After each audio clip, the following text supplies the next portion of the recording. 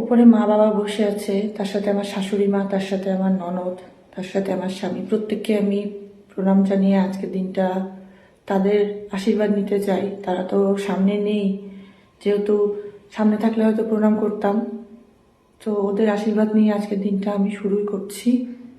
আশা করি যে ওরা যে যে আমাকে দায়িত্বগুলো দিয়েছে আমি যেন সবগুলো ভালো করে পালন করতে পারি। আমি চেষ্টা করছি ওদের ওদের কথা রাখার, ওদের দায়িত্ব পালন করার।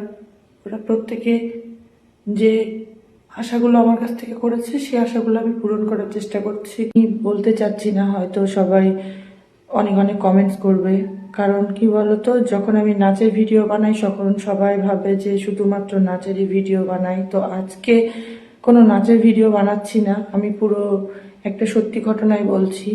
ঠিক 1 বছর আগে আজকের দিনটাতে, আজকে 15ই জানুয়ারি, তো আজকের দিনে এই যে মানুষটাকে দেখছো মালা দেওয়া, এ প্রতি বছর এই দিনটাতে আমাকে আগে উইশ করতো। আর গত বছর মানে 1 বছর আগে, জানি না কেন এতদিন হয়তো কখনো মনে পড়েছে বা এইভাবে কিছু করেনি। গত বছর আমি মানে ডিউটি থেকে বাড়িতে আসবো কাজ শেষে, তখন এসে দেখছি আমাকে বলছে অন্য ঘরে যাও। আমি বললাম কেন, কি হয়েছে বলো। তারপরে পাশের বাড়ি থেকে আমার পিস্তাতো বৌদি ওদেরকে ডেকে নিয়ে আমার জন্য কেক এনে আমার জন্মদিন সেলিব্রেট করছিল।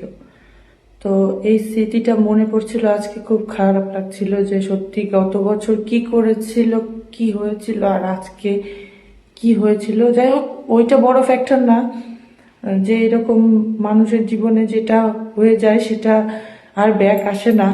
আমি সেই জায়গাটাও জানি। আমি কোনো দুঃখের ভিডিও বানাতে চাই না, হয়তো দুঃখের ভিডিও বানালে সবাই অনেক অনেক অনেক কথা বলবে, কিন্তু খারাপ লাগছিল। তাই সবটাই, যেহেতু আমার জীবনের সব কাহিনী তোমাদের সাথে মানে বলি, শেয়ার করি, তাই মনে করো যে এটা একটা দুঃখের স্মৃতি আমি তোমাদের সাথে শেয়ার করছি। যেরকম ভালো মুহূর্ত আমি তোমাদের সাথে সবটা বলে থাকি, সেরকম এই একটা দুঃখের মুহূর্ত আমি তোমাদেরকে বললাম।